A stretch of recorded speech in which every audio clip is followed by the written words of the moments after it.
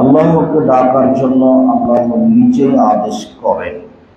আল্লাহ তাআলা বলেন, উদউনি আস্তাজিব লাকুম, পৃথিবীর মানুষ তোমরা আমাকে ডাকো, আমি তোমাদের ডাকে সাড়া দিব। তোমরা আমার কাছে প্রার্থনা করো, আমি তোমাদের প্রার্থনা কবুল করব। আল্লাহ তাআলা অন্যত্রে বলেন, উদউ রাব্বাকুম তাযাররুআন খুফিয়া, তোমরা তোমাদের প্রতিপালককে ডাকো অতীব বিনয়ে, অতীব গোপনে। তোমরা তোমাদের প্রতিপালকের কাছে প্রার্থনা করো অতীব বিনয়ে, অতীব গোপনে। আল্লাহ তাআলা অন্যত্র বলেন, অযকুর রাব্বাকা ফি নাফসিকা তাযাররুআন খিফা ওয়া দুনাল জাহরি মিনাল কওলি বিল গুদুবি ওয়াল আসাল। মুহাম্মদ সাল্লাল্লাহু আলাইহি ওয়াসাল্লাম, আপনি আপনার প্রতিপালককে ডাকুন অতীব গোপনে, ভয় ভীতি নিয়ে। আপনি আপনার প্রতিপালককে ডাকুন অতীব গোপনে, ভয় ভীতি নিয়ে। আপনি আপনার প্রতিপালককে ডাকুন নীরবে, সরবে নয়। আপনি আপনার প্রতিপালককে চুপে চুপে ডাকুন, নীরবে ডাকুন, সকালে সন্ধ্যায় ডাকুন। প্রার্থনা করুন সকালে সন্ধ্যায়, নীরবে বলুন, ভয় ভীতি নিয়ে বলুন, চুপে চুপে বলুন। আল্লাহ তাআলা বলেন, ইজনাদা রাব্বাহু নিদান খুফিয়া, যখন জাকারিয়া আলাইহিস সালাম তার প্রতিপালককে চুপে চুপে ডেকে বললেন, প্রতিপালক, আমার মাথার চুল পেকে গেছে, আমার হাড় হাড্ডি দুর্বল হয়ে গেছে, আমি বৃদ্ধ মানুষ, আমার স্ত্রী বন্ধা, বাচ্চা দিতে পারে না। তোমাকে ডাকলে মানুষ নিরাশাও হয় না। এটা আমি বুঝলাম যে আমার বাচ্চা নেওয়ার মতো কোনো পথঘাট নেই। কেন? আমি বৃদ্ধ মানুষ। আর একটা, আমার স্ত্রী বন্ধা, বাচ্চা দিতে পারে না। তো আমার কাছে বাচ্চা নেওয়ার কোনো পথঘাট নেই। এরপরেও তোমাকে ডাকলে মানুষ নিরাশা হয় না যে, সে আশাই তোমাকে আমি চুপে চুপে বলি, তুমি আমাকে একটা সন্তান দাও। আল্লাহ তাআলা বললেন, ঠিক আছে, আমি তোমার নীরবে ডাকা মেনে নিলাম, তোমাকে একটা সন্তান দিলাম যার নাম ইয়াহইয়া। এই কথা আল্লাহ তাআলা বলেন। আল্লাহ তাআলা বলেন, ওয়াজা সাআলাকা ইবাদি ফাইন্নী করিবুন উজিবু দাওয়াতাদ দাঈ ইযা দাআনি। মুহাম্মদ সাল্লাল্লাহু আলাইহি সাল্লাম, জনগণ আপনাকে জিজ্ঞাসা করে আমার ব্যাপারে, আপনি বলুন আমি জনগণের পাশে রয়েছি। যখন আমাকে ডাকবে তখন আমি ডাকে সাড়া দিব। আমি জনগণের সাথে রয়েছি, জনগণ ডাকলেই আমি তাদের ডাকে সাড়া দিব।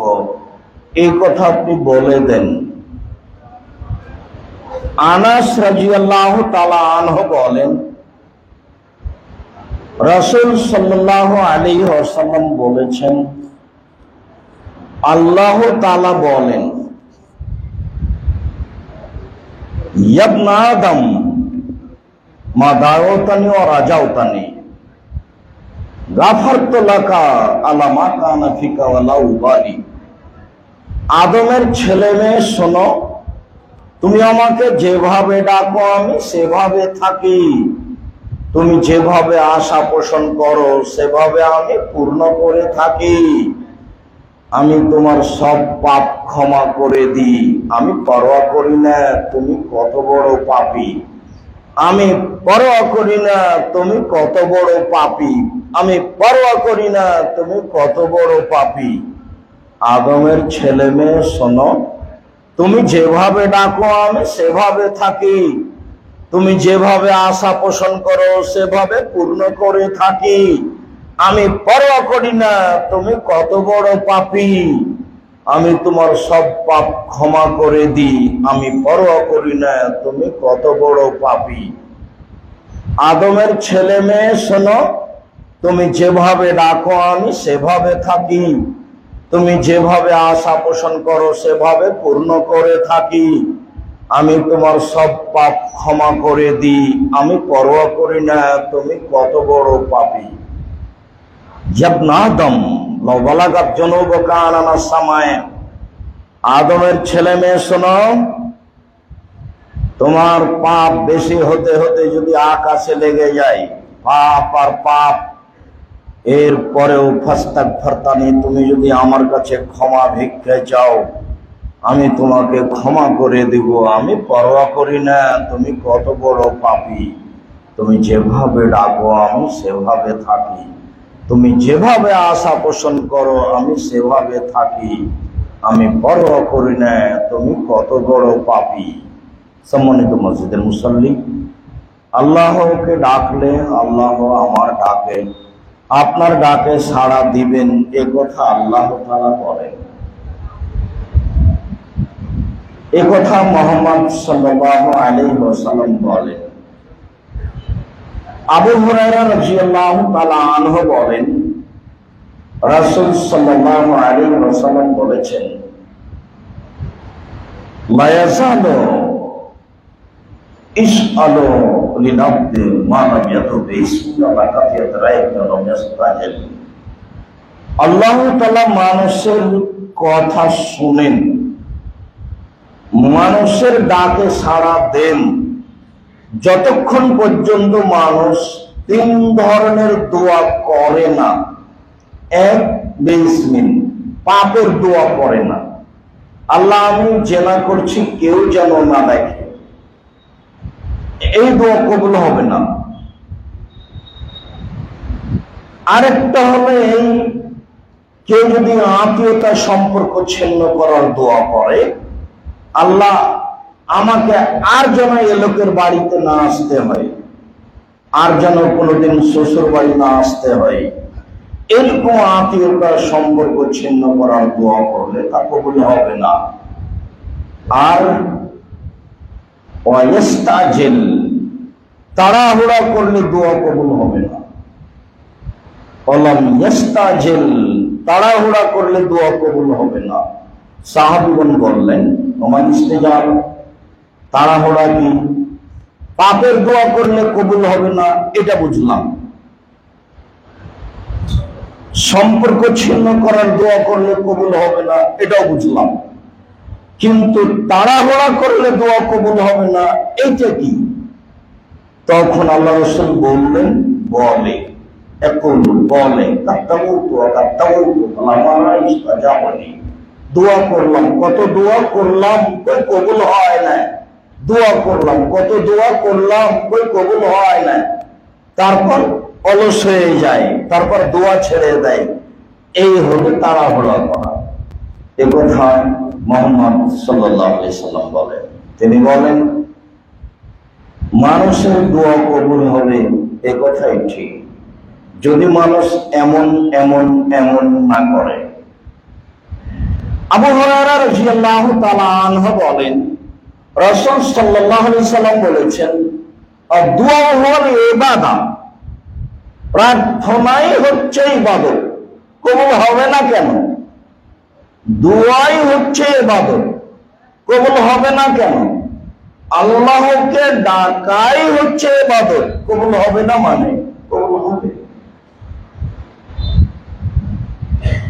আবু হুরায়রা রাদিয়াল্লাহু তাআলা আনহু বলেন, রাসূল সাল্লাল্লাহু আলাইহি ওয়াসাল্লাম বলেছেন, লা ইয়াকুদু কওমুন ইয়াযকুরুল্লাহ, যখনই মানুষ কোথাও বসে আল্লাহকে ডাকে তখন হাফাতুল মালায়েকা, ওই জায়গাটা ফেরেশতা ঘেরে নেন, অগাসিয়াতুর রাহমা, রহমত দিয়ে ওই জায়গাটা ঢেকে দেওয়া হয়। অন্নাসালাত আলাইহিমুস সাকিনা, ওদের উপরে, মানুষের উপরে আল্লাহর পক্ষ থেকে নিরাপত্তা অবতীর্ণ হয়। ওয়াযাকারাহুমুল্লাহু ফিমান ইনদাহু, আল্লাহ তাআলা জিবরাইল, মিকাইল ফেরেশতাদের ডেকে বলেন, দেখো দেখো দেখো ওরা আমাকে কিভাবে ডাকে, ওদের ডাকে তো আমি সাড়া দিব, এদেরকে তো তোমরা সৃষ্টি করতে নিষেধ করেছিলে, দেখো ওরা কিভাবে ডাকে। আল্লাহকে ডাকলে সেই জায়গাটা ফেরেশতা ঘিরে রাখেন, আল্লাহকে ডাকলে সেই জায়গায় নিরাপত্তা অবতীর্ণ হয়, আল্লাহকে ডাকলে সেই জায়গায় রহমত দিয়ে, দয়া দিয়ে ঘিরে দেওয়া হয়। হাদিস বুখারী মুসলিম, এই কথা রাসূল সাল্লাল্লাহু আলাইহি সাল্লাম বলেন। তাতে বোঝা যায় যে মানুষ প্রার্থনা করলে মানুষের দোয়া কবুল হবে, মানুষ যদি এমন এমন এমন দোয়া না করে। তাড়াহুড়ার কিছু নেই। মুহাম্মদ সাল্লাল্লাহু আলাইহি সাল্লাম অপমানজনক অবস্থায় বেকায়দায় করে দোয়া করেছিলেন, তবুও দোয়া কবুল হয়েছিল 12 বছর পরে। ইয়াকুব আলাইহিস সালাম ছেলে ইউসুফ আলাইহিস সালামের জন্য দোয়া করেছিলেন, দোয়া করতে করতে চোখের পানি বের হতে হতে চোখ অন্ধ হয়ে গেছিল, দোয়া কবুল হয়েছিল 25 বছর পরে। আয়েশা রাদিয়াল্লাহু তাআলা আনহা জেনার বদনাম ঘাড়ে করে 29 দিন যাবত প্রতীক্ষমান ছিলেন। 29 দিন পরে দোয়া কবুল হলো। তিনি বললেন, 29 দিনে আমি আমার চোখে সুরমা লাগাইনি, মানে 29 দিন যাবত আমার চোখের পানি কোনোদিন বন্ধ হয়নি, এক টানা একই রকম আমি কান্নাকাটি করতে দেখেছি। সেই দিন আমি আরো বেশি কষ্ট পেয়েছিলাম, যেদিন মুহাম্মদ সাল্লাল্লাহু আলাইহি সাল্লাম আমাকে এসে বললেন, দেখো আয়েশা, তুমি যদি জেনা করে থাকো তাহলে বলো করেছি, আর যদি না করে থাকো তাহলে বলো করিনি, এ কথা তুমি স্পষ্ট করো।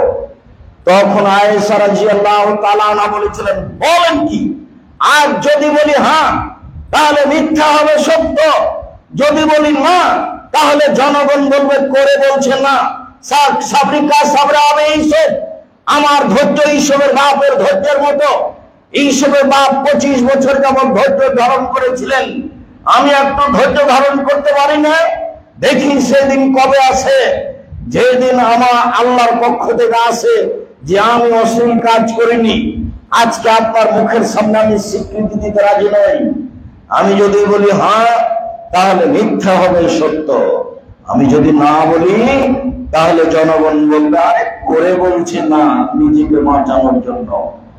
আমি আপনার এই কথায় সাড়া দিতে প্রস্তুত নই। সাবরি কাসাবরা হবে ইসব, আমার ধৈর্য ইসবের বাপের ধৈর্যের মতো। দোয়া করতে থাকি 29 দিন যাবত।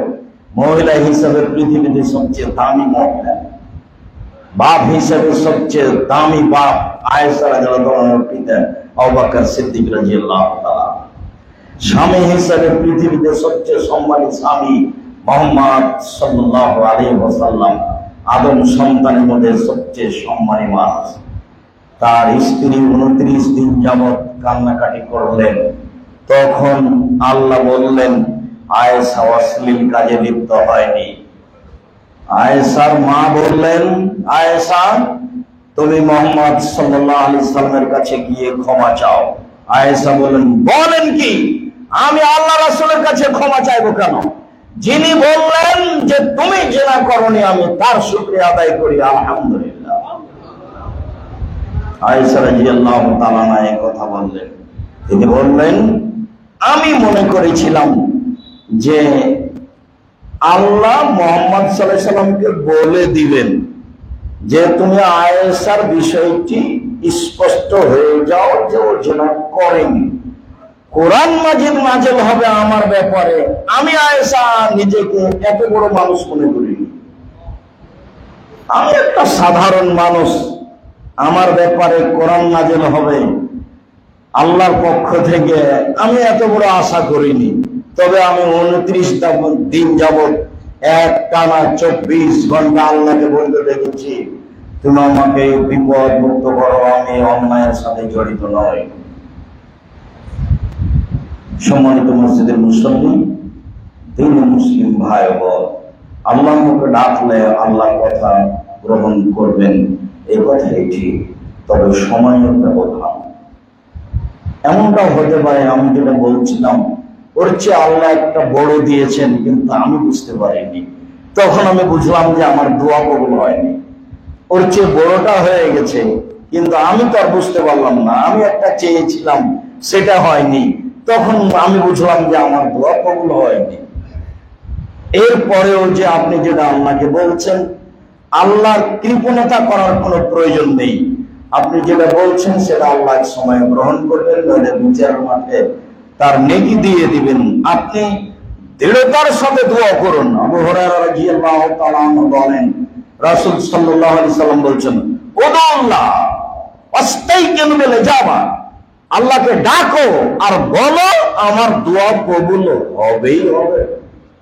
আমার দোয়া তুমি কবুল করো। আল্লাহকে ডাকো এবং দৃঢ়তা রাখো, আমার দোয়া কবুল হবেই। কেন? ইন্নাল্লাহ লা ইস্তাজাবু আন রাজুলিন লাহিন, যে মানুষ বেখিয়াল, কোনো মনোযোগ নেই, এমনিতে আল্লাহকে বললো, কথা শেষ করে দিল, এমন কথা আল্লাহ কবুল করেন না। তাই তো আমি আপনাদেরকে দেখাই, অনেক সময় বলি, এইটা আবার কিশোরগঞ্জ, এইটা আবার ময়মনসিংহ, গাজীপুর জেলার পাশে।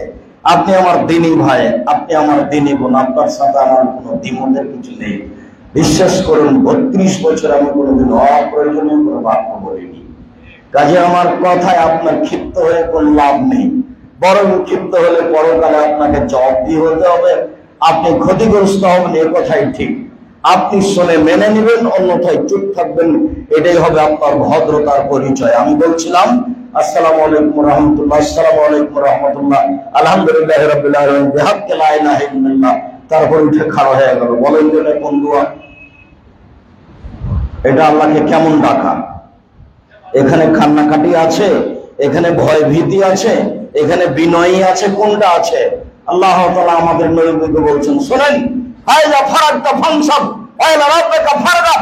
মুহাম্মদ সাল্লাল্লাহু আলাইহি সাল্লাম, আপনি যখন দুনিয়াবি কাজ থেকে অবসর হবেন, তখন আপনি কঠোর শ্রমে আত্মনিয়োগ করুন, আর আপনি আমাকে যা বলবেন তা বিনয়ের সাথে কান্নাকাটি করে বলুন। আমাকে বলতে হলে বিনয়ের সাথে কান্নাকাটি করে বলতে হবে। গ্রহণ করবো না করবো সেটা পরের ব্যাপার। আগে আমার যথাযথ প্রশংসা করতে হবে, মুহাম্মদ সাল্লাল্লাহু আলাইহি সাল্লামের উপরে দরুদ পড়তে হবে, তারপর চোখের পানি ঝরিয়ে আমাকে বলতে হবে আমার 1 বিঘা জমির প্রয়োজন ময়মনসিংহ শহরে, কিশোরগঞ্জ বাজারে আমার 3 কাঠা 3 শতক জমির প্রয়োজন, আমার ছেলে বিপদে আছে, তুমি আমার ছেলেকে বাঁচাও। এই কথাটা বলার পূর্বে আগে প্রশংসা করতে হবে, দরুদ পড়তে হবে, চোখে পানি ঝরিয়ে আমাকে বলতে হবে, তারপরে মানবো কিনা পরে। মুহাম্মদ সাল্লাল্লাহু আলাইহি সাল্লাম, আপনি যখন দুনিয়াবি কাজ থেকে অবসর হবেন, তখন ইবাদতে কঠোর শ্রমে আত্মনিয়োগ করুন, আর আপনি আমাকে যা বলবেন তা বিনয়ের সাথে কান্নাকাটি করে বলুন। বলেন তো কে বলছেন, কাকে বলছেন? আল্লাহ তাআলা বলছেন। কাকে বলছেন? মুহাম্মদ সাল্লাল্লাহু আলাইহি সাল্লামকে বলছেন। এবার আপনি বলুন, আসসালামু আলাইকুম রাহমাতুল্লাহ, আসসালামু আলাইকুম রাহমাতুল্লাহ, আলহামদুলিল্লাহ, বিহাক্কি লা ইলাহা ইল্লাল্লাহ। কি এটা? কোন ধর্ম? পাগল হয়ে গেছে धर्म। राजशाही चांपाईनबाबगंज हवाई लड्डू जो चाहे उसको खा ले, जो चाहे उसको छोड़ दे, बोल हिसाब এইরকম ইবাদত থেকে তওবা করে ফিরে আসতে হবে। অন্য থেকে তোমাকে এইরকম ইবাদত পরিত্যাগ করতে হবে। আপনার সাথে আমার দিনই আপোষ। মনে রাখবেন, অন্যের উপরে বিরোধিতা করে কথা বলে কোনো লাভ নেই। বলছেন যে ওরা ইহুদি হয়ে গেছে, ওরা খ্রিস্টান হয়ে গেছে। আপনি কি ভেবেছেন কখনো? আল্লাহর নবী বলেছেন, কেউ যদি কাউকে ইহুদি বলে আর ও যদি ইহুদি না হয়, তাহলে যে বলেছে সেই ইহুদি। এই হাদিস বুখারী মুসলিম। আপনার বাঁচার পথ কি? তারপরে যে আপনি বললেন ইহুদি খ্রিস্টান টাকা দিয়ে মসজিদ বানাচ্ছে, আপনি ইতিহাসের পাতা খুঁজুন, জিজ্ঞাসা করুন যারা বাংলাদেশ থেকে বহির্বিশ্বে আছে, কোন ইহুদি কোন খ্রিস্টান 10টা টাকা 1টা টাকা দেয়নি। বাঙালি যারা মাঠ কর্মী টয়লেট পরিষ্কার করছে তারাই টাকা দিয়েছে 5-10 রিয়াল। তারই টাকার মসজিদ, তারই ছিল। আপনি যে বললেন ইহুদি খ্রিস্টানের টাকা দিয়ে, যদি এটা না হয় তাহলে আপনার কি হবে? কোন বিবেচনা হুঁশজ্ঞান আছে? খান আর মানুষের বদনাম করে বেড়ান, হিসাব থাকে না? আপনার মুখের দোয়া কবুল হবে না তো? আপনার মুখখানি খারাপ, আপনার মুখখানি নাম হলো দোমুখা, আপনার মুখখানি নাম হলো মুনাফিকি মুখ। এই মুখে 2টা জিভা থাকবে বিচারের মাঠে আগুনের। আমি এই কথা বলিনি, এই কথা মুহাম্মদ সাল্লাল্লাহু আলাইহি ওয়াসাল্লাম বলেন। এই মুখে আপনি আল্লাহকে কি বলবেন? বলার জন্য তো একটা প্রস্তুতি থাকতে হবে। সম্মানিত মসজিদের মুসল্লি, বিষয়টি বিবেচনা করে আল্লাহকে হিসাব করে বিবেচনা করে ডাকুন। আল্লাহ ডাকে সাড়া দিবেন, এ কথা আল্লাহ তাআলা বলেন, এ কথা মুহাম্মদ সাল্লাল্লাহু আলাইহি ওয়াসাল্লাম বলেন। আল্লাহ তাআলা বলেন, তুমি যেভাবে ডাকো আমি সেভাবে আছি, তুমি যেভাবে আশা পোষণ করো আমি সেভাবে পূর্ণ করে থাকি। আমি তোমার সব পাপ ক্ষমা করে দিই। আমি পরোয়া করি না তুমি কত বড় পাপী, আমি পরোয়া করি না তুমি কত বড় পাপী, আমি বিবেচনা করি না তুমি কত বড় পাপী, আমি বললেই তোমাকে আমি ক্ষমা করে দিই। ডাকে কে? সেটা তো একটা কথা। ডাকলেন মুহাম্মদ সাল্লাল্লাহু আলাইহি সাল্লাম, 12 বছর পরে কবুল হলো।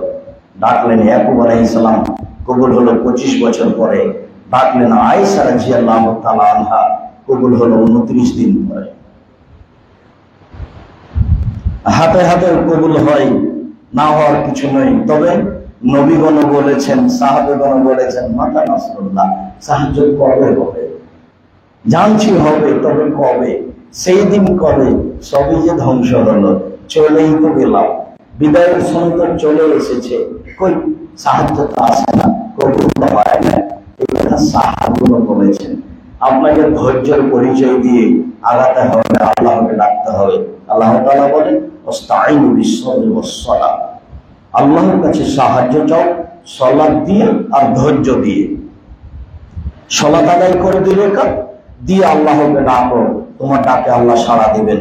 আল্লাহ আমার ডাকে সাড়া দিবেন, এই কথাই ঠিক। বিশ্বাস রেখে ডাকে সাড়া দেব ইনশাআল্লাহ। আল্লাহ আমাদের কবুল করুন। আল্লাহুম্মা সাল্লি আলাইহি, আল্লাহুম্মা বারিক আলাইহি।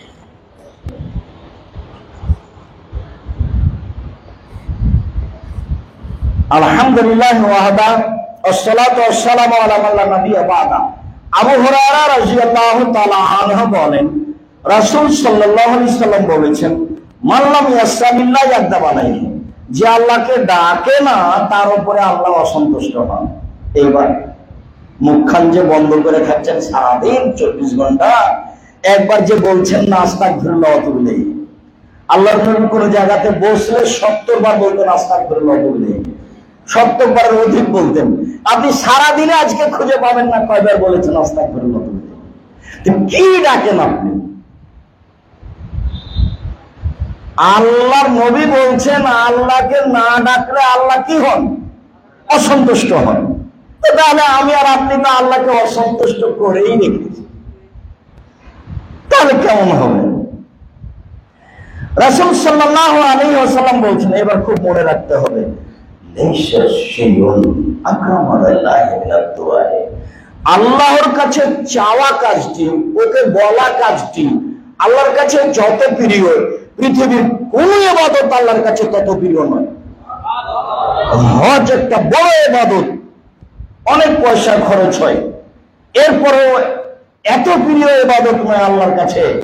আপনি আল্লাহকে একটা কথা বলবেন যে আমাকে মাফ করো, এই কথাটা, আল্লাহ তুমি আমাকে মাফ করো, এই কথা তার কাছে অনেক অনেক অনেক বেশি প্রিয়। আল্লাহ তুমি আমার একটু বাড়ি ঘরের ব্যবস্থা করে দাও, এই কথাটা তার কাছে অনেক প্রিয়। আমার ছেলেটাকে একটা মানুষের মতো মানুষ করে দাও, এই কথাটা তার কাছে অনেক প্রিয়। চুপ থাকলে আপনার উপরে অসন্তুষ্ট। তার কাছে চাওয়া কাজটি ওর কাছে যত প্রিয়, পৃথিবীর কোন ইবাদত তার কাছে তত প্রিয় নয়। তার সাথে আর একটা হাদিস, রাসূল সাল্লাল্লাহু আলাইহি সাল্লাম বলেন, লাইসা শাইউন আহাব্বা ইলাল্লাহি মিন কাতরাতাইন ওয়া সারায়ানি, এক ফোঁটা চোখের পানি আল্লাহর ভয়ে আল্লাহর কাছে যত প্রিয়, পৃথিবীর কোন ইবাদত তার কাছে তত প্রিয় নয়। এবার দেখেন তো, দুইটা পাশাপাশি এক জায়গাতে জমা করেন। একটা হলো আল্লাহর কাছে চাওয়া ডাক, আর একটা হলো এক ফোঁটা চোখের পানি। এবার দুইটার সমন্বয়ে কি হলো? চোখের পানি ফেলে আল্লাহরকে ডাকা আল্লাহর কাছে যত প্রিয়, পৃথিবীর কোনো কিছু আল্লাহর কাছে তত প্রিয় নয়। নির্জনে, যখন কেউ নেই, 7 শ্রেণীর মানুষ এই চারের মাঝে বিশেষ ছায়াতলে থাকবে। তার এক শ্রেণীর মানুষ নির্জনে আল্লাহকে ডাকে, 2 চোখের পানি ঝরঝর করে ঝরে। এই মানুষ বিচারের মাঠে বিশেষ ছায়াতলে থাকবে। তাহলে বোঝা যাচ্ছে, চাওয়ার সময় বিনয়ী হতে হবে, নম্র হতে হবে, চোখের পানি ঝরঝর করে ঝরবে।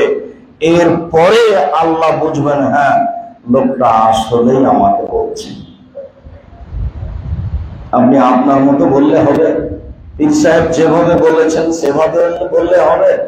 বুজুর্গানের দিন বলেছেন সেভাবে বললেই হবে? জি না, রাসূল সাল্লাল্লাহু আলাইহি ওয়াসাল্লামের পদ্ধতিতে বললেই হবে, তাছাড়া হবে না।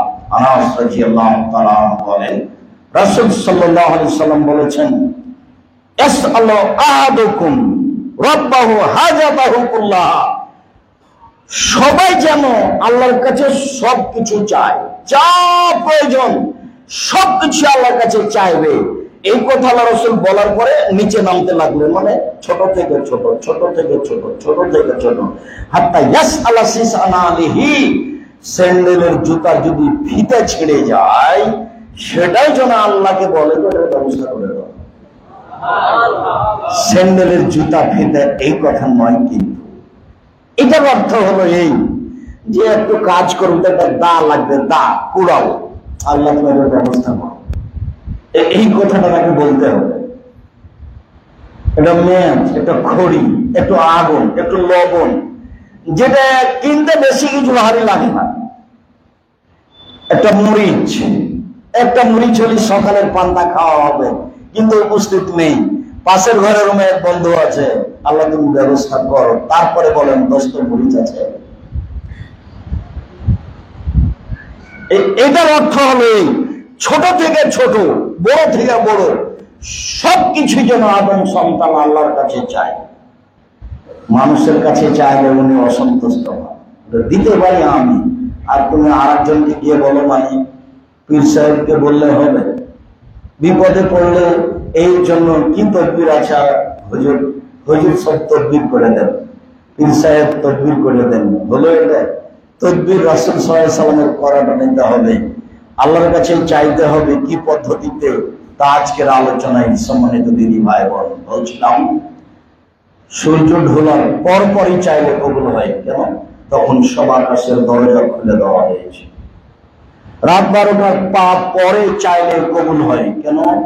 তখন আকাশের সব দরজা খুলে দেওয়া হয়েছে।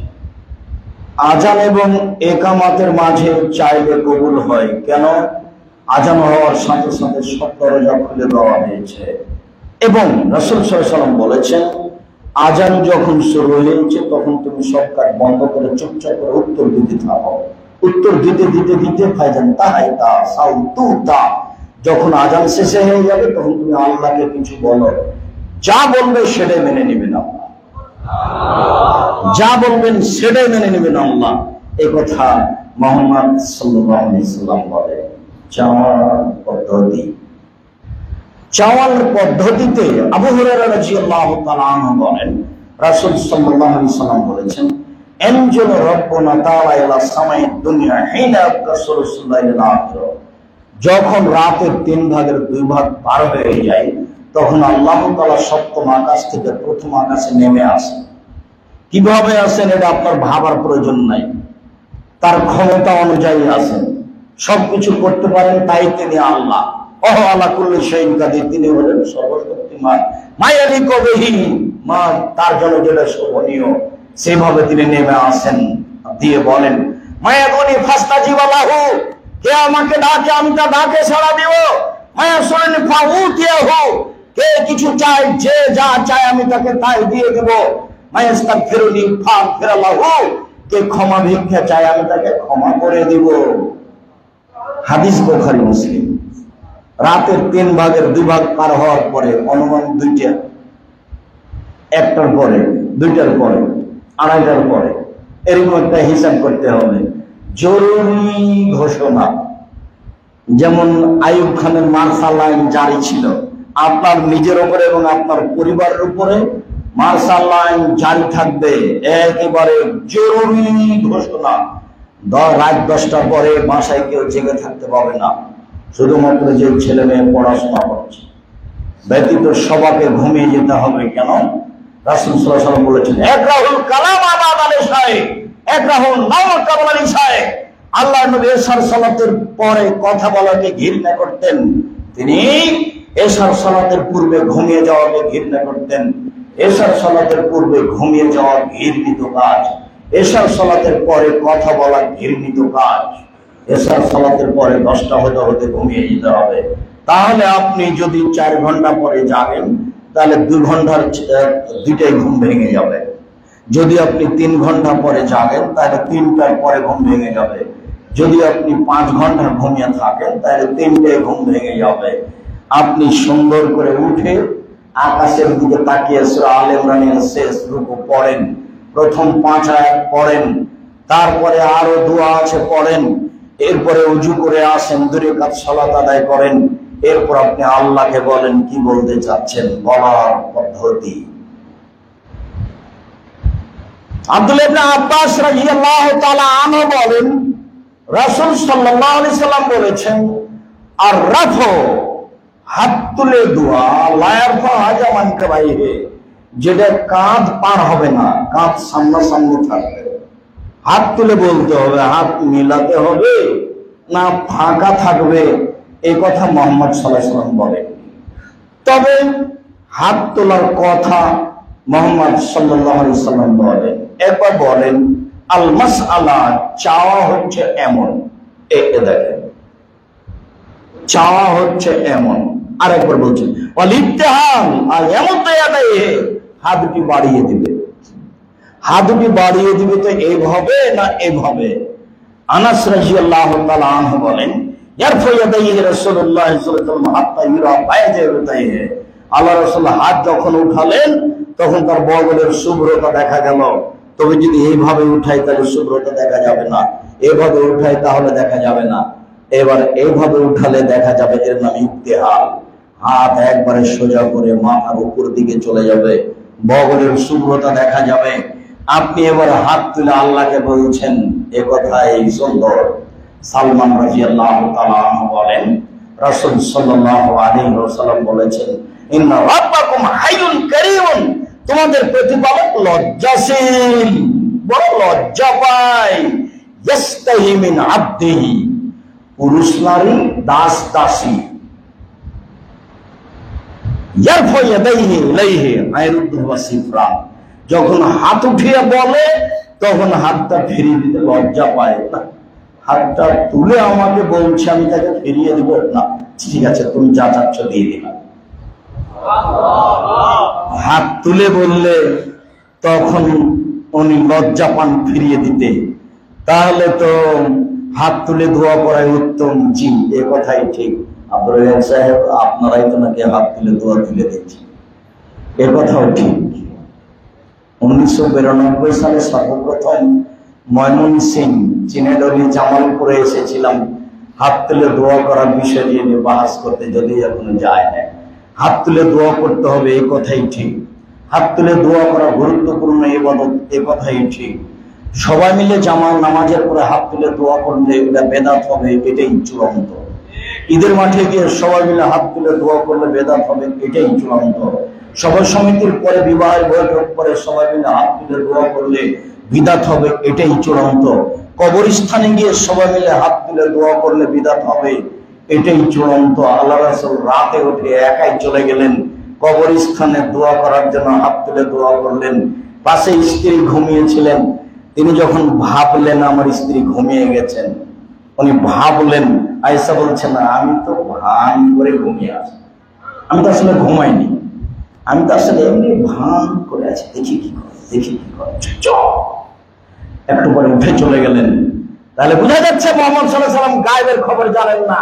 আরে স্ত্রী পাশে একেবারে গায়ের সাথে গাও লাগিয়ে ভান করে ঘুমিয়ে আছেন, তবু বুঝতে পারলেন না যে আমার স্ত্রী ভান করে ঘুমিয়ে আছেন, আর লোকে বলছে মুহাম্মদ সাল্লাল্লাহু আলাইহি ওয়াসাল্লাম গায়েবের খবর জানে। ছি ছি ছি ছি। আয়েশা রাদিয়াল্লাহু আনহা নিজে বলছেন আমি ভান করে ঘুমিয়ে আছি। ভান করাটা তিনি নিজে বলছেন, ভান করে দেখি কি করে। ধীরে উঠলেন, কাপড় চোপড় নিলেন, দরজা খুললেন, দরজা বাহির থেকে বন্ধ করে দিলেন, চলে গেলেন। আমি উঠলাম, মাথায় কাপড় দিলাম, দেখি কোথায় কবরস্থানে বাকিউল্লাহ কাঁধে হাত তুলে দোয়া করলেন। একবার, দুইবার, তিনবার হাত তুলে দোয়া করলেন। এবার ঘুরে হাঁটতে লাগলেন, আমিও ঘুরে হাঁটতে লাগলাম। জোরে হাঁটলেন, আমিও জোরে হাঁটলাম। দৌড়াতে লাগলেন, আমিও দৌড়ালাম। আমি আগে পিছনে চলে এসেছি। হাদিস তো বুখারী মুসলিম, আপনার কাছে বিচারের কি আছে? আয়েশা জি, তুমি হাঁপাচ্ছ কেন? কি ব্যাপার? দৌড়ে এসেছেন যে? তখন বলছেন দেখেন, আমি যদি মিথ্যা কথা বলি জিবরাইল বলে দিবে যে ঘটনা এই, আমার মিথ্যা কথা বলার কি আছে? আসলে আমি তল্লাশি চালাচ্ছিলাম, আপনি উঠে যান কোথায়? আপনি অন্য কোনো স্ত্রীর কাছে যান নাকি? কি বলো, আল্লাহ রাসূল কি আর আমার বিরোধিতা করে নাকি? হ্যাঁ, আমি কবরস্থানে দোয়া করতে গেছিলাম। আমার দোয়া করার পরে কবরবাসীর সব পাপ ক্ষমা হয়ে গেল। আল্লাহ রাসূল কবরস্থানে গিয়ে হাত তুলে দোয়া করলেন, বউকে একটু জানিয়ে গেলেন না, ওমর আবু বকর সিদ্দিককে নিয়ে গেলেন না, একাই দোয়া করতে হবে, কথাই ঠিক। যখন ইব্রাহিম আলাইহিস সালাম দুধের বাচ্চা ইসমাইল এবং স্ত্রীকে কাবা ঘরের পাশে রেখে দিলেন, বুখারী মুসলিমের হাদিসে এসেছে আলাল মসজিদে, ইব্রাহিম আলাইহিস সালাম তার স্ত্রীকে, দুধের বাচ্চা ইসমাইলকে কাবা ঘরের পাশে জমজম কূপের উপর গাছের নিচে রেখে দিলেন। উল্টা ফিরে যেতে লাগলেন, পিছনে পিছনে স্ত্রী হাঁটতে লাগলেন, বলতে লাগলেন কোথায় যাচ্ছেন ইব্রাহিম, কোথায় যাচ্ছেন? একবারে ঘুরে দেখছেন না। তখন বলছেন আরে কোথায় আপনি যাচ্ছেন? এমন একটা উপত্যকায় ছেড়ে যাচ্ছেন যেখানে মানুষজন নেই, ঘাস পাতা নেই, পশু প্রাণী কিছুই নেই। আপনি কি আল্লাহর অনুমতিতে যাচ্ছেন? আল্লাহ কি আপনাকে এইভাবে চলে যেতে বলেছেন? তখন উনি বলছেন না মা, হ্যাঁ। তখনও তিনি মুখ ঘোরাননি, ওইদিকে চলে যাচ্ছেন, ওইদিকে মুখ করে চলে যাচ্ছেন। স্ত্রীর উপরে ভালোবাসার অভাব ছিল না। 90 বছর বয়সে একটা বাচ্চা পেয়েছেন, বাচ্চার উপরে ভালোবাসার অভাব ছিল না। উপর থেকে আদেশ হয়েছে, তাই এভাবে চলে যেতে হবে। একটু দূরে গিয়ে কাবা ঘরের দিকে মুখ করে হাত তুলে বলছেন রব্বানা ইন্নী আসকানতু মিন যুররিয়াতি বিওয়াদিন গায়রি যি যারইন ইনদা বাইতিকাল মুহাররম, হে আমার প্রতিপালক, আমার পরিবারের কিছু অংশ তোমার ঘরের পাশে রেখে দিলাম, যেখানে মানুষ জন্তু নেই, ঘাস পাতাও নেই, কোনো কিছুই নেই, মরুভূমিতে পাথরের উপর রেখে দিলাম। তার ভালোবাসার অভাব ছিল না, কিন্তু উপর থেকে আদেশ আছে এইভাবে বউ স্ত্রীকে, ছেলেকে রেখে যেতে হবে। আপনি একটু রেখে আসেন দেখি কেমন লাগে, পরীক্ষা করে দেখবেন। এটা উপর থেকে আদেশ ছিল, তার নাম পরীক্ষা। সম্মানিত তিনি ভাই বোন, আল্লাহ রাসূল হাত তুলে দোয়া করাটাকেই পছন্দ করছেন। ইবাদত বান্দেগী করতে থাকবেন। যখন কোনো কিছু বলতে যাবেন, খাস করে তখন রাতে 2 রাকাত সালাত আদায় করে এই পদ্ধতিতে হাত তুলে দোয়া করবেন। পদ্ধতি বুরায়দা রাদিয়াল্লাহু তাআলা আনহু বলেন সামিয়া রাসূলুল্লাহ সাল্লাল্লাহু আলাইহি ওয়াসাল্লাম রাজুলান, আল্লাহর নবী একটা লোককে দোয়া করতে শুনলেন। লোকটা বলল আল্লাহুম্মা ইন্নী আসআলুকা বিআন্নাকা আনতাল্লাহ, আল্লাহ তোমার কাছে চাচ্ছি এই জন্য যে তুমি আল্লাহ, এই জন্য তো চাচ্ছি। আনতাল্লাহ লা ইলাহা ইল্লা, তুমি আল্লাহ, তুমি ছাড়া কোনো মাবুদ নেই। আল্লাহুস সামাদ, আল্লাহ একক, নিরপেক্ষ, মুখাপেক্ষীহীন। লাম ইয়ালিদ, তিনি কাউকে জন্ম দেননি, ওয়ালাম ইউলাদ, তার কারো থেকে তিনি জন্ম নেননি। আল্লাহ এখনো কুফুওয়ান আহাদ, তার সমকক্ষ কেউ নেই। এই বলে যখন দোয়া করলেন, তখন আল্লাহ রাসূল বলছেন দা বিসমিল আজম, এই লোকটা ইসমে আজম দিয়ে দোয়া করেছে। এই যা দয়াবিহি আজাবা, ওই যা সয়বিহি আতা, এই দিয়ে দোয়া করলে কবুল হয়ে যায়। এই দিয়ে দোয়া করলে চাইলে দিয়ে দেওয়া হয়। এই দিয়ে দোয়া করলে কবুল হয়ে যায়। এই দিয়ে চাইলে দিয়ে দেওয়া হয়, এই দিয়ে দোয়া করলে কবুল হয়ে যায়, এই দিয়ে চাইলে দিয়ে দেওয়া হয়। তার নাম ইসমে আজম। আল্লাহুম্মা ইন্নী আসআলুকা বিআন্নাকা আনতাল্লাহ লা ইলাহা ইল্লা আনতাল আহাদুস সামাদুল্লাযী লাম ইয়ালিদ ওয়া লাম ইউলাদ ওয়া লাম ইয়াকুল লাহু কুফুয়ান আহাদ। সাদ রাদিয়াল্লাহু তাআলা আনহু বলেন, রাসূল সাল্লাল্লাহু আলাইহি সাল্লাম বলেছেন, দাওয়াতু জিন্নুনে ইজাদা রাব্বাহু ওয়া ফি বাতনিল হুর। মা চলার দোয়া, যখন তিনি মাছের পেট থেকে দোয়া করেছিলেন, মা চলার দোয়া যখন তিনি মাছের পেট থেকে দোয়া করেছিলেন, দোয়ায় তিনি বলেছিলেন, লা ইলাহা ইল্লা আনতা সুবহানাকা ইন্নী কুনতু মিনাজ জালিমিন। কোরআন মাজিদে এসেছে তিনটি অন্ধকারের ভিতরে তিনি দোয়া করেছিলেন। এক, ঘটনাটা ছিল রাতে। দুই, তিনি ডাকছেন পানির নিচে হতে, মাছি খাই নিয়েছে। তিন, তিনি আছেন মাছের পেটে, তাই তিনটে অন্ধকার। এক হলো রাত অন্ধকার, দুই হলো পানির নিচে অন্ধকার, তিন হলো মাছের পেটে। তিন অন্ধকারের ভিতর হতে তিনি বলছেন, লা ইলাহা ইল্লা আনতা সুবহানাকা ইন্নী কুনতু মিনাজ জালিমিন। এই শব্দ সপ্তম আকাশে গিয়ে লাগলো। আল্লাহ তাআলা বললেন, এই দোয়া দিয়ে যে দোয়া করবে, আমি নূহ আলাইহিস সালামকে বাঁচিয়ে দিলাম বিপদ হতে। পৃথিবীর যে কোনো পুরুষ নারী এই দোয়া করে আমাকে বলবে, আমি তাকে বিপদ থেকে বাঁচিয়ে দিব। রাসূল সাল্লাল্লাহু আলাইহি সাল্লাম বলেন, লাম ইয়াদুবিহি রাজুলুন মা মিন মুসলিমিন ইয়াদুবিহি। যে কোনো পুরুষ নারী যখন এই দিয়ে দোয়া করে, যে কোনো ব্যাপারে ইস্তাজাবাল্লাহু, আল্লাহ সেটা কবুল করে নেন। সম্মানিত দিনী ভাই বোন, আজকের আলোচনার শেষের দিকে এসে বলছি আরো পদ্ধতি। আমর ইবনে শুআয়ব আন জাদ্দিহি, আমর ইবনে শুআয়ব তার পিতা হতে বর্ণনা করেন, তার পিতা তার দাদা থেকে বর্ণনা করেন। রাসূল সাল্লাল্লাহু আলাইহি ওয়াসাল্লাম বলেছেন, মা মিন মুসলিমিন ইয়াবিতু আলাল লাইলি তাহিরান। কেউ যদি ওযু করে ঘুমায়,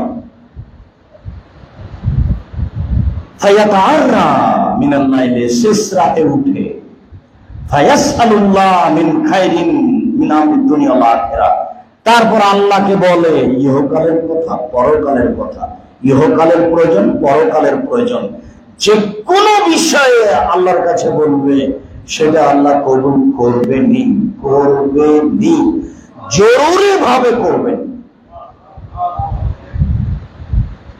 তাহলে এবার সব মিলে কি হলো? সব মিলে হলো রাত 2টার পরে, রাত 1টার পরে। সব মিলে হলো ওযু করে ঘুমাতে হবে। সব মিলে হলো হাত তুলে দোয়া করতে হবে, পদ্ধতি এমন। সব মিলে হলো ইসমে আজম পড়তে হবে। সব মিলে হলো কান্নাকাটি করে বিনয়ের সাথে বলতে হবে। সব মিলে হলো দীর্ঘ সময় করতে হবে। সব মিলে হলো মাস মাস, বছর বছর বলতে হবে। নিরাশার কিছু নেই। নিরাশা কাফের হয়, মুসলমান হয় না। আমার দোয়া কবুল হয় না, 20 বছর থেকে বলছি। এটা নিরাশা হয় কাফের, মুসলমান মুসলিম কোনোদিন নিরাশা হয় না। আমার দোয়া বৃথা যাবে না, এ কথাই চূড়ান্ত। এ আশায় দোয়া করতে হবে। কখনো দোয়া নিজের জন্য বদনামে দোয়া করবেন না, কখনো ছেলে মেয়ের জন্য বদদোয়া করবেন না, কখনো সম্পদের জন্য বদদোয়া করবেন না। রাসূল সাল্লাল্লাহু আলাইহি ওয়াসাল্লাম বললেন, লা তাদু আলা আনফুসিকুম ওয়ালা আমওয়ালিকুম ওয়ালা আওলাদিকুম। খবরদার নিজের জন্য বদদোয়া করো না। আরে কি ঝামেলা, বেঁচে থাকার চেয়ে না থাকাই ভালো। আবার কখনো বলবেন এইসব টাকা পয়সার ঝামেলা, এই ঝামেলা, ওই ঝামেলা, মামলা মোকদ্দমা, এইসব পয়সা না থাকাই ভালো, এ কথা বলতে হবে না। পয়সা নেই, আপনি অসহায় মানুষের পাশে দাঁড়াতে পারবেন না। দিন মজুর, আপনি যা উপার্জন করেন তা দিয়ে চাউল কিনে ভাত খান। তারপর একটা গ্রামের লোক খুব বিপদে পড়েছে, তার 1 টাকা না, ছেলেটার হাত ভেঙে গেছে, মেডিকেলে নিয়ে যেতে হবে। আপনি তো 10 টাকা দিতে পারবেন না, যে ব্যবসা করে সে দিতে পারবে। যার জন্য আল্লাহ রাসূল বলেছেন জমি চাষ করে খাওয়া ভালো নয়, তবে যায় অত অন্তঃশক্ত হয়।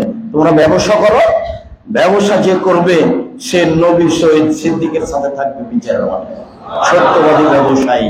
আবার বলছেন শুধু আর তেজারাত মাল কিজবাল আলাপ, ব্যবসা সত্য মিথ্যা দিয়ে হয়ে থাকে, শুভ বিসাদাকা, দান দিয়ে সেটা পরিশোধ করে দাও।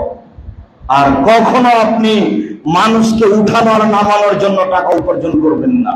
সবসময় আমার মনে থাকবে আমি কোটি টাকা ইনকাম করবো অসহায় মানুষের পাশে দাঁড়ানোর জন্য। জান্নাত পাবো আশা করি না, জান্নাত কিনবো আশা করি। বিচারের মাঠে বলবো আমি জান্নাত পাবো এ কথা বলি না, আমি জান্নাত কিনে নিয়েছি। কেন? আল্লাহ বলবেন কেন তুমি জান্নাত কিনে নিয়েছো? মানে তুমি বলেছো আমি মোমেন পুরুষ নারীর মাল ও টাকার বিনিময়ে, জানো টাকার বিনিময়ে জান্নাত বিক্রি করে দিই। আমি জান্নাত কিনে নিয়েছি, আমার জান্নাত পাওয়ার আশঙ্কা আমি করি না। জান্নাত আমি কিনে নিয়েছি, নিজের ব্যাপার। হজ করে এই কথা বলা যাবে না, তাহাজ্জুদ করে এই কথা বলা যাবে না। ইবাদতের জগতে সবচেয়ে শক্তিশালী ইবাদত হলো দান। আর পয়সা বেশি উপার্জন না করলে এই কাজ করতে পারবেন না। বলছিলাম কখনো সম্পদের জন্য বদদোয়া করবেন না, ছেলে মেয়ের জন্য বদদোয়া করবেন না। আলোচনা শেষের দিকে এসে বলছি যে দুয়া এমন একটা জিনিস যেটা মানুষের ভাগ্যকে পরিবর্তন করে দেয়। পৃথিবীর সৃষ্টির 50,000 বছর পূর্বে লিখা হয়েছে মানুষের ভাগ্য, করোনা দিয়ে ভাগ্য পরিবর্তন হবে না। তাই আমি আব্দুর রাজ্জাক বিন ইউসুফ বলেছিলাম যার করোনা হয়েছে আমি তার সাথে একসাথে খেতে প্রস্তুত। কেউ যদি করোনায় মারা যায় তাহলে আমি তার গোসল দেওয়াবো, জানাজা দেওয়াবো, আমি মাটি দেবো। এতে যদি আমার করোনা হয় আমি বলবো না এর কারণে হয়েছে, আমি বলবো পৃথিবী সৃষ্টির 50,000 বছর পূর্বে আমারও ভাগ্যে করোনা লেখা হয়েছিল, তাই হয়েছে। আমি অল্প দিন বাঁচতে এসে করোনার নাম দিয়ে পরকাল হারাতে রাজি নই। আমি আব্দুর রাজ্জাক বিন ইউসুফ তাকদীরকে বিশ্বাস করি। রাসূল সাল্লাল্লাহু আলাইহি ওয়াসাল্লাম বলেছেন তাকদীর পরিবর্তন হয় আপনার দোয়া দিয়ে। করোনা আমার হবে না যদি লেখাও থাকে, বেশি কান্নাকাটি করে দোয়া করলে আল্লাহ এটা কেটে দিবেন। যাক, পৃথিবী সৃষ্টির 50,000 বছর পূর্বে তোমার ভাগ্যে আমি লিখে দিয়েছিলাম করোনা, তোমার কান্নাকাটির কারণে ওটা আমি কেটে দিলাম। মাস্ক পরেন, পরা ভালো। ধুলাবালির জন্য, করোনার জন্য মাস্ক পরবেন, তখন শিরক হবে। সারা দুনিয়া পড়ছে যে, হুজুর পড়ছে যে, কাবা ঘরে চলছে যে, সারা পৃথিবীর মানুষ যদি সবাই পড়ে তবু শরীরে এটা নয়। তাকদীর ভিন্ন জিনিস আর মানুষের গতি ভিন্ন জিনিস। অতএব তাকদীরকে বিশ্বাস করে চলতে হবে, বেঁচে থাকা আপনার সহজ হবে।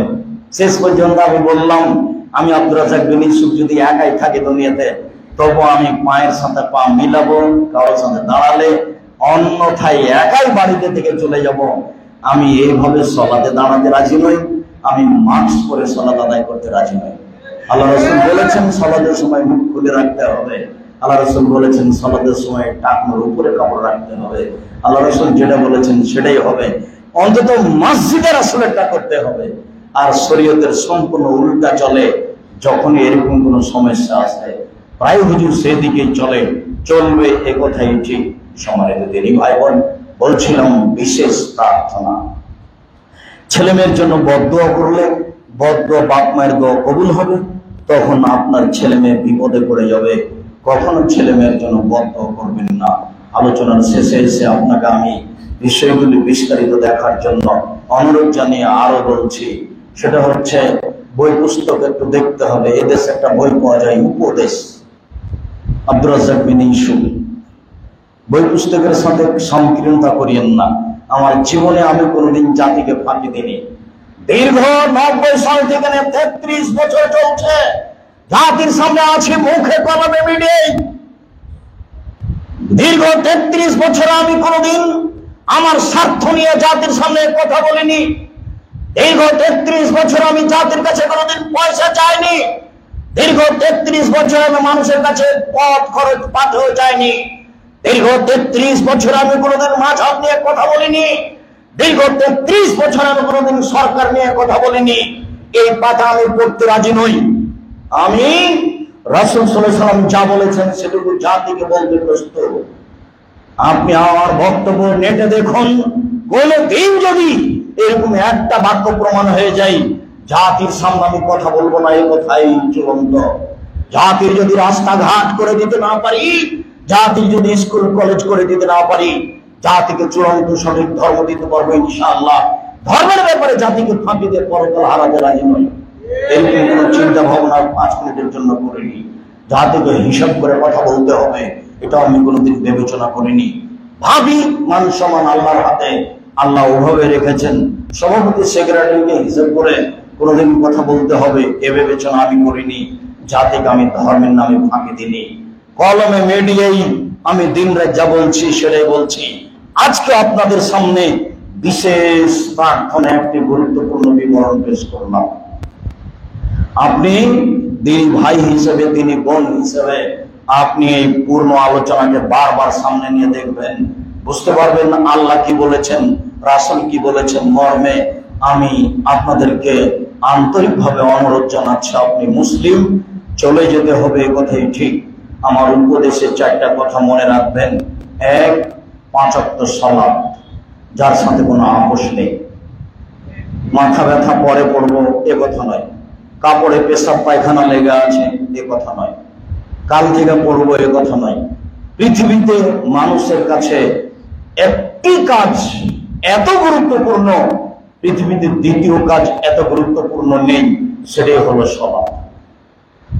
মানুষের জীবনের সবচেয়ে গুরুত্বপূর্ণ কাজ হলো 5 ওয়াক্ত সালাত। মানুষের জীবনে দ্বিতীয় গুরুত্বপূর্ণ কাজ হলো হালাল রুজি। হালাল রুজি উসমানের মতো উপার্জন করতে শিখবেন। টাকা দিয়ে জান্নাত কিনবে, এটা মাথায় রাখবেন ইনশাআল্লাহ।